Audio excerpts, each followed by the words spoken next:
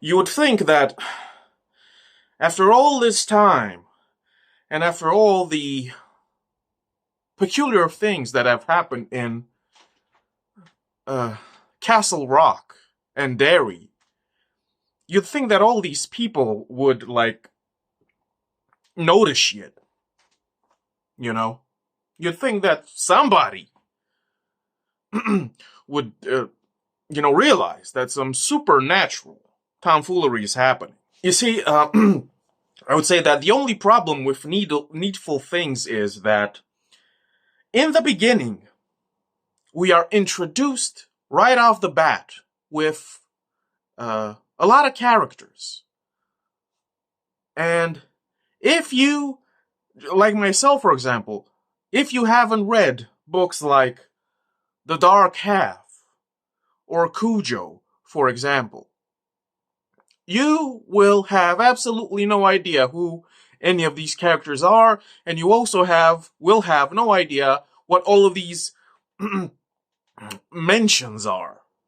Okay? The thing is, while I was reading Needful Things, I realized I have to read Cujo now, I have to read The Dark Half, and who knows what else. Okay? This is, I would say, not necessarily a problem with Stephen King, but if you read one of his books, the odds are that you have to read like 3 or 4 like satellite books to fully understand what the hell is going on here, because of course there's mention of Frank Dodd from The Dark Half, a book that I haven't read, and of course there's mention of a Saint Bernard, of course Cujo.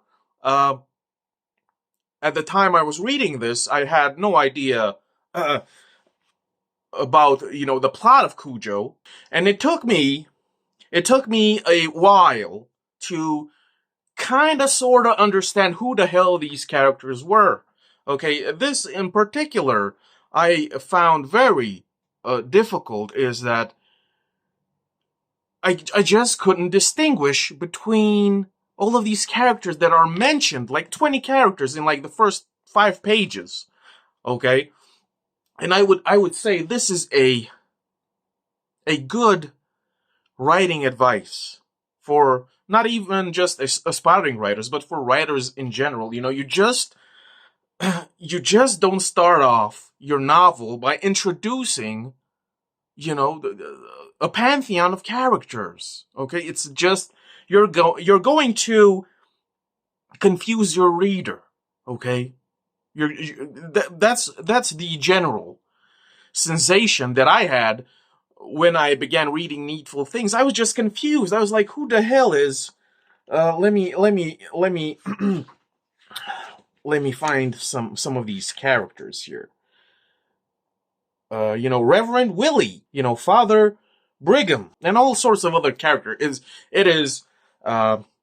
It's not my cup of tea when I have to be, subjected to this, I would call an avalanche. And this is what it is. It's an avalanche of characters that for me, it was difficult to differentiate who was who. Okay? Now, the general premise is all right. It's fascinating. This strange person comes into Castle Rock and opens this, I don't know, antique shop or knick-knack shop.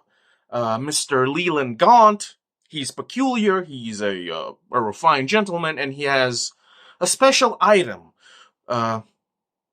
for every single person that walks into his store. Now, the problem is that I wish that Mr. Leland Gaunt, as an antagonist, because we are led to believe that he is, a demon or the devil himself, whatever, I wish that he would be more involved or implicated in the daily grind of our main cast of characters. The problem is that Leland Gaunt, as an antagonist, he remains in his shop for the duration of this story, and it's a bit disappointing. I wish that he was a bit more mischievous. I wish that he, schemed and planned and plotted more in a more sinister fashion. I wish that he injected himself in the private lives of all of these characters to start some shit, to gain their trust, to be a real manipulator. Whereas in the book, he just remains in his shop, and characters come in and he gives them their special little item, and that's about it, right? It's a bit lackluster, in my opinion. It's a bit disappointing. I wish that Leland Gaunt would have been more active as a villain, as this scion of evil who has come to this town of Casterly Rock to start some shit, right? Needful Things reads really well, really fast. It's a page turner. I was immersed at times in the story. But here is another problem. We start this story with this kid, Brian Rusk, and from what I remember, he is the actual first customer that enters into Needful Things to get himself a special baseball card, and that is how, that's the first victim, essentially, and it all snowballs out of proportion, and it generally it devolves to chaos, because the actual hook, I would say, when it comes to the shop Needful Things, is that if you want an item, you have to pay whatever you have in your pocket or in your wallet, and it could be like 25 cents, but you also have to, commit a prank on somebody that Leland Gaunt chooses. So that pulling a prank is included in the price of the item. And, it seems like Leland Gaunt has some sort of mind control or brainwashing ability. It kind of makes sense, but at the same time, it doesn't really make sense because, some of these pranks that these people pull on their neighbors and etc., they seem innocent enough. And some of these pranks seem as if that the victims deserve these pranks, because some of these people are kind of annoying, terrible people, to be honest. But as the story progresses, you can see that things are just aggrandizing, and because of these pranks, the victims of these pranks, they just get enraged and they seek revenge. They basically become bloodthirsty, and and instead of getting their revenge in a mild fashion, like, they immediately jump to murder. Everybody wants to commit murder. And I guess this is, again, Leland Gaunt's magical factor, whatever you want to call it. Somehow, I guess the magical law or binding force is that if this prank is committed, then the victim of this prank will be influenced by negative emotions, evil, whatever you want. It seems like this is how the actual law of the purchase and the prank, this is how it operates. This is how it works, right? And the problem is that only at the very end do people realize, oh, it's because of me, because I pulled a silly prank, why these two people, they went and killed each other, blah, blah, blah. Because this is essentially what happens. People just start killing each other. And I'll say this. As always, Stephen King is a master of characters, characterization, making characters seem like three-dimensional people, real people. Again, this is a great book. This is a great example where the characters shine yet again. But this is what I wanted to say. In the case of Brian Rusk, the kid that we start the book with, it seems like he's important. Even in the prologue, some narrator says, you see that kid? That's Brian Rusk. He is at fault for why all of these things happened, and it kind of bamboozles the reader to assume that Brian Rusk is an important character.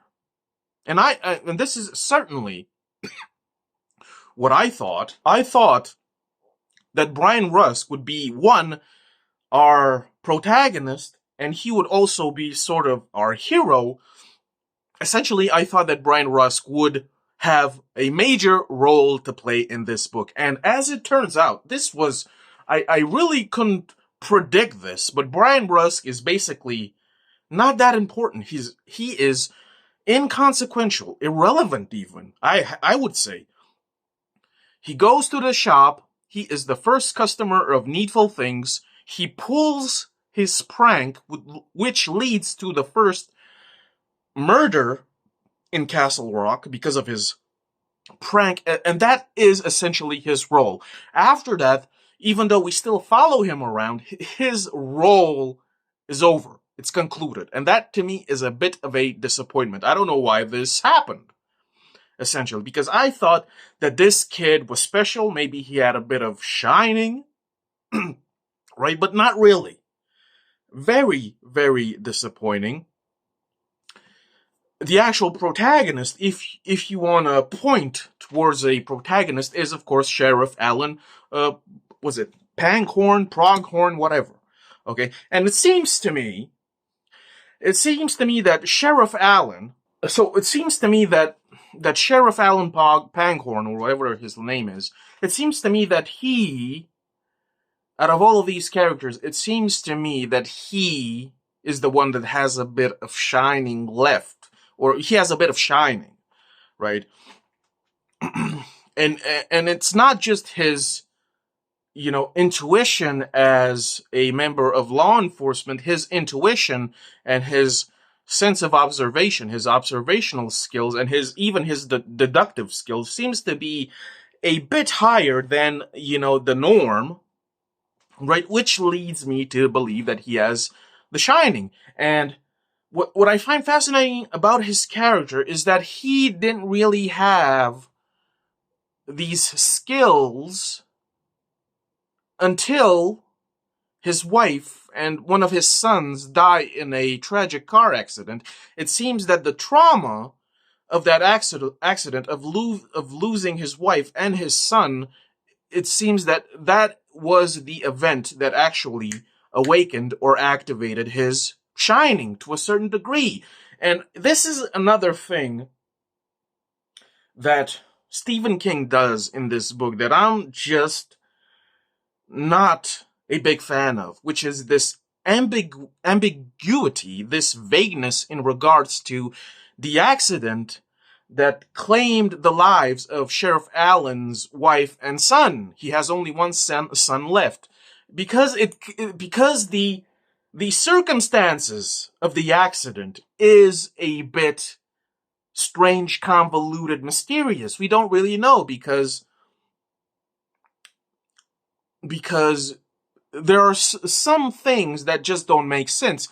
And Alan, is fully aware that, his wife usually wore the seatbelt, and when the accident happened, she didn't wear the seatbelt.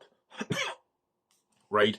And the accident itself is just bizarre because they just crash into a tree and they both die. And later on, Leland Gaunt plays a trick on Alan. He shows him a video in which another character, I would say another, secondary antagonist, seems to be responsible for the death of Alan's wife and son. But of course, this is just a trick pulled by Gaunt to manipulate Sheriff Allen.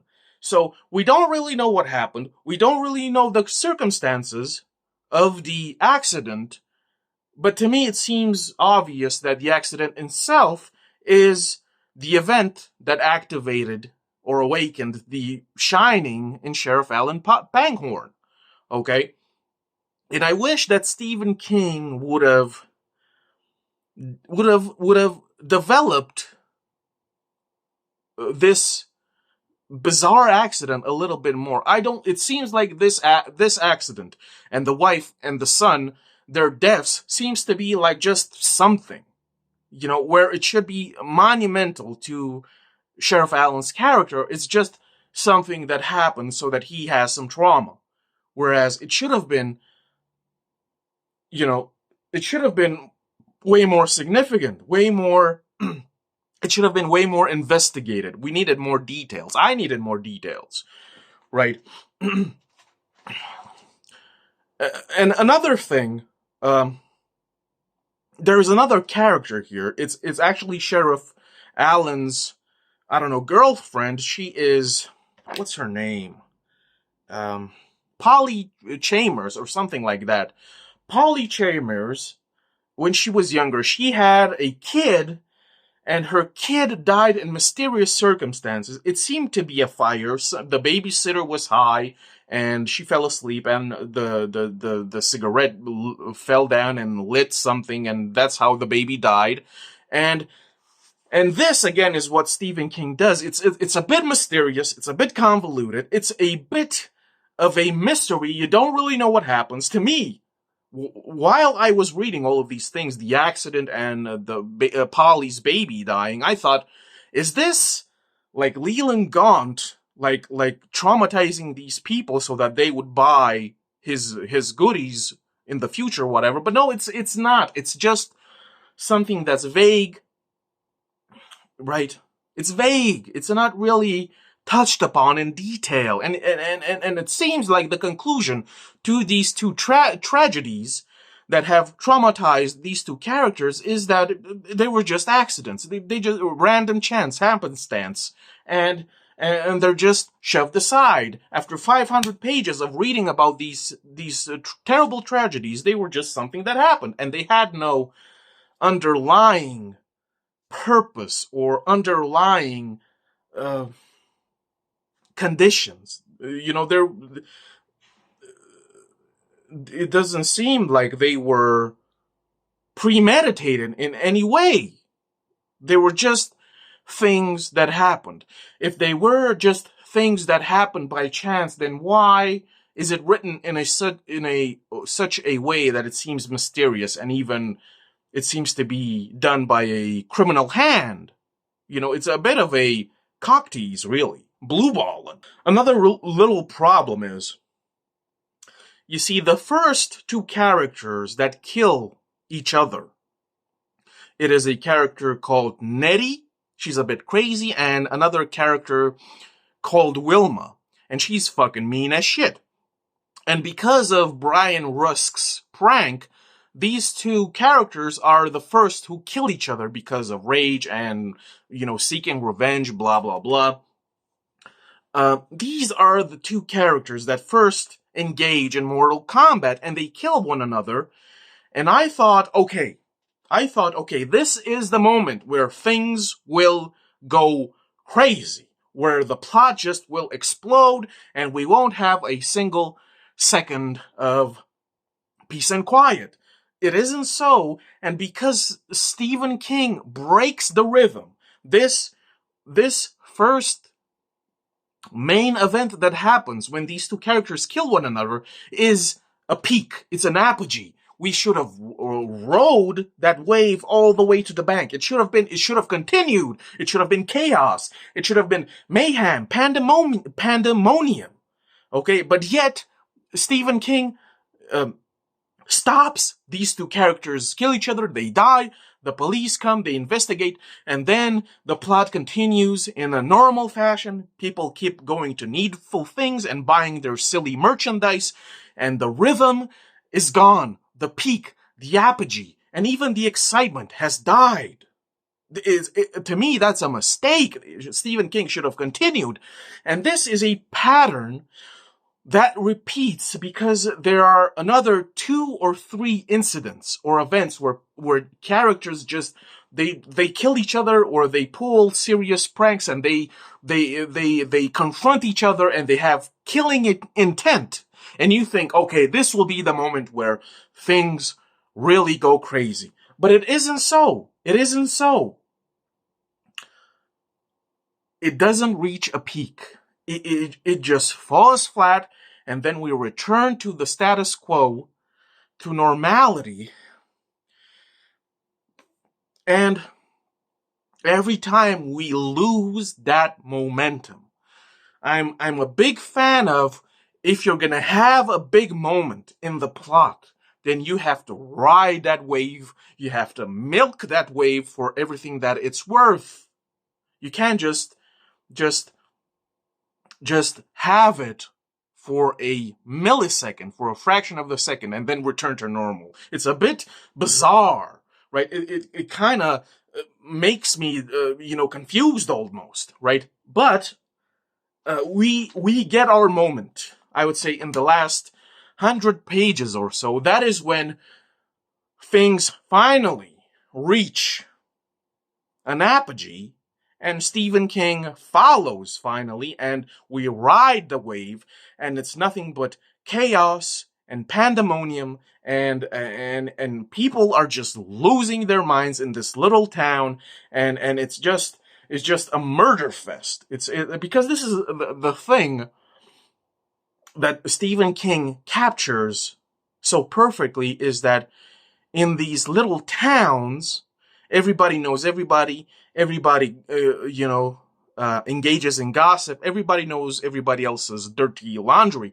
And if you didn't know, in little towns and in villages, like, everybody and their mama has some sort of vendetta against everybody else. This is fact. This is how human beings are. This is the human condition, and Stephen King captures it so perfectly in this book. And this is why all of these characters, they just engage in violence and murder and hate for the silliest of reasons. And I would guess that whatever Leland Gaunt's magic is that he amplifies the negative emotions of people. He stirs them up, he pokes them with something, and people just go crazy. He lights the firecrackers. This is what Leland Gaunt does, right? Every single person has a seed of something evil, and Leland Gaunt just comes around and turns that little thing into a monster, right? And here is, I've been thinking about this for a while now. Like, let's assume that Leland Gaunt, the owner of the shop Needful Things, it's pretty much confirmed that he is either a demon, or the devil, basically. And he comes here in Castle Rock, and he does all of this evil stuff. He manipulates people into committing horrifying acts, right? And then at the end, our boy just flies away on a chariot, a chariot that's pulled by, some sort of flaming black stallion thing. And he looks like some sort of gargoyle, right? And he just swoops up like Santa Claus, right? And then at the epilogue, we find out that our boy Leland Gaunt, he is fine, and he has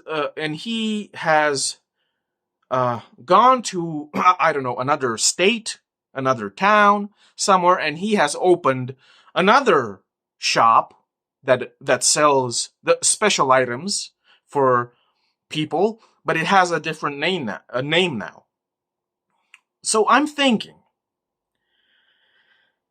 if Leland Gaunt is the devil, right, and he comes here and he does all of this tomfoolery, like, I'm thinking, if demons actually exist, where are all of these guardian angels at, bruv?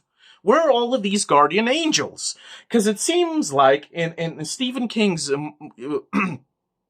body of work, like, people are on their own, almost, right? It seems like people are only kinda-ish saved at the end by some divine power, if you want to call it that. Where are all these guardian angels at, huh?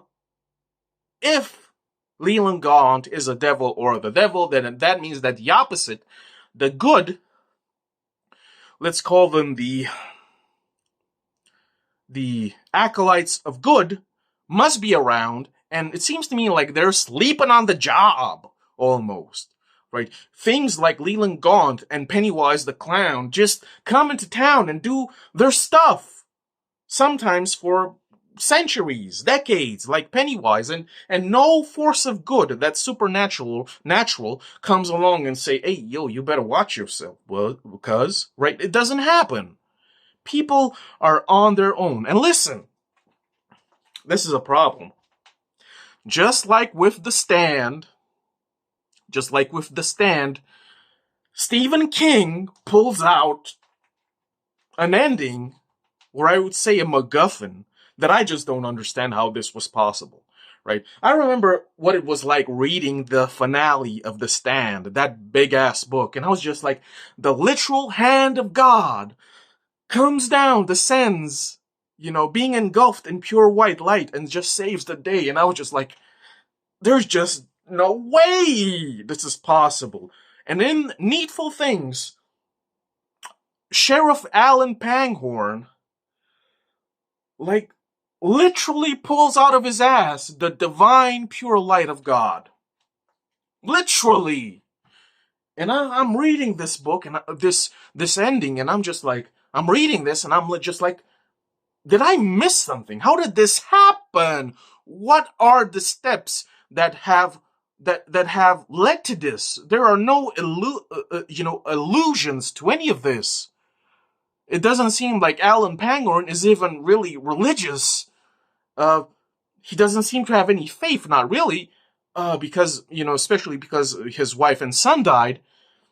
And he literally pulls out of his ass the divine pure white light of God, which intimidates Leland Gaunt. Now, this is key. The pure divine light of God pulled out of Sheriff Panghorn's ass intimidates Leland Gaunt, reveals Leland Gaunt's true form that is demonic, but it does not defeat Leland Gaunt.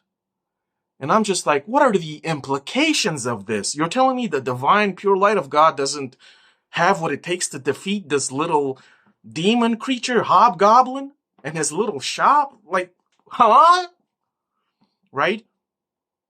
And this is the problem. There is I don't remember reading any sort of clue or hint that Sheriff Alan Panghorn has some sort of, I don't know what it is. Like, why does he pull out of his ass the divine pure light of God that intimidates Leland Gaunt?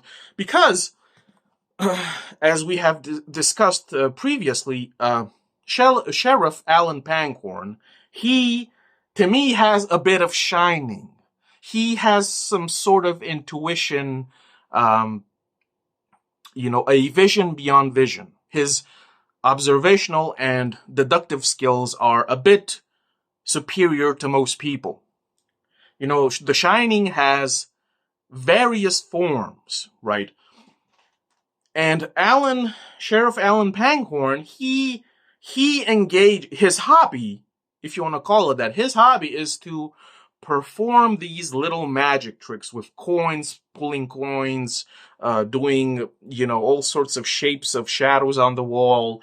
He has this trick about pulling flowers from his wrist, whatever, but these are simplistic, like, magical tricks, it's just smoke and mirrors, really. And he pulls out, in the climax, he performs this simple magic trick of pulling out flowers, and instead of pulling out flowers from his wrist, as usual, he pulls out the divine pure white light of God, which daunts and intimidates Leland Gaunt. And this maneuver is what saves the day.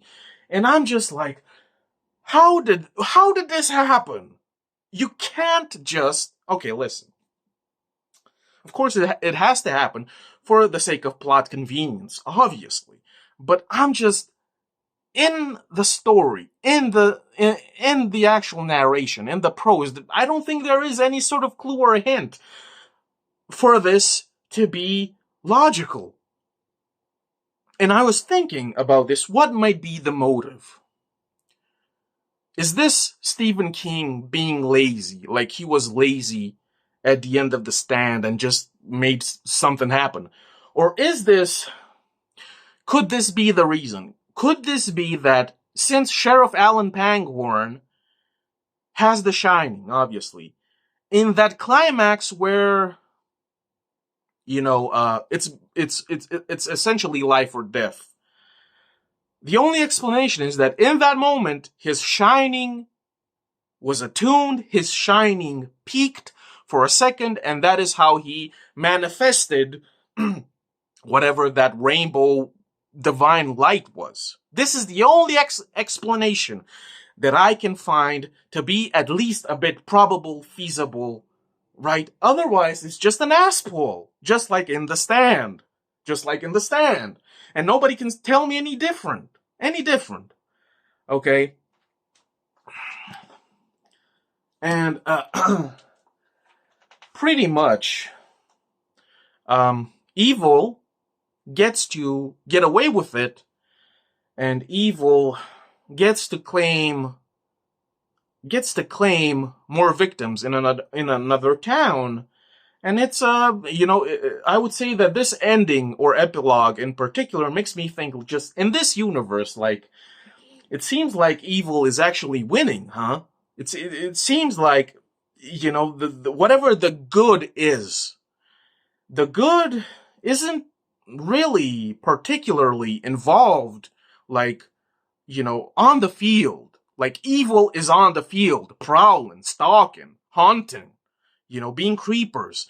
Whereas the good seems to be from a distance. The good seems to be slightly indifferent, slightly uninvolved, slightly at a distance, away. And maybe sometimes the good might sprinkle a little bit of, a Deus ex machina from time to time, and that's very,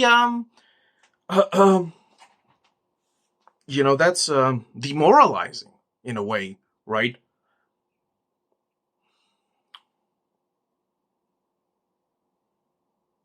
And of course, there are all of these subplots about all of these people, and they have their vendettas, and their little bickering and arguments, whatever. And the main thing is, in this book, there is a serious grudge between the Catholics and I think the Protestants.